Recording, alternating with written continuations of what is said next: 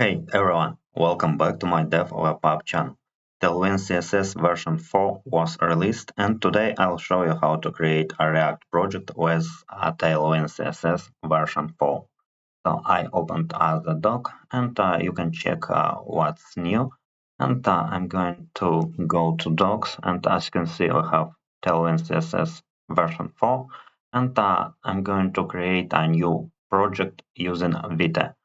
So I opened my Visual Studio Code, and now I'm going to open terminal and run command npm create Vite at latest. And now I need to provide project name, and let it be Tailwind version 4, and select React and JavaScript.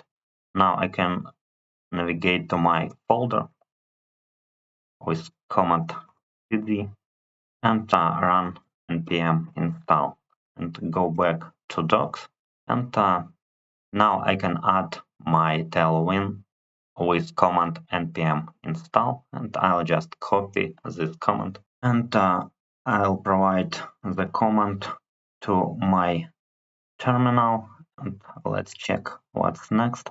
And next we need to configure with a plugin, and I'm going to open Vite config.js, and let's check.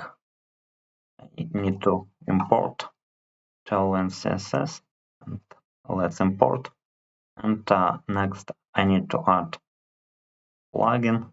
Inside plugins I have React, so let's add Tailwind CSS, and let's go next.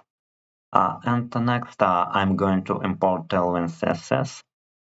Okay, I'm going to copy it and open source files and index CSS, and here I can add Tailwind CSS with import, and let's remove some styles for A and also for H1 for button, and also here, and also we can remove from media. Let's check what next. And next we can run dev server with command npm run dev. Our project was created with Vite, and now I can open it as a project in my browser. And let me refresh it. Okay, and let's check. And now we can add some code. I can hide my terminal and go to app.jsx, and I'll remove all this auto-generated code and provide code that I copied from the docs. And also I can remove all these logos, state, and let's check what we have. Okay, and we have our hello world, and we can change styles and change place items to justify content center. Okay, and let's try to add some styles or remove. I'll remove underline, and let's check. And as you can see, we don't have underline, and also I can remove bold, and we don't have bold text, and also I can change text to Excel, and as you can see, we have small text, and I can return all back, and we have our styles, and Tailwind works.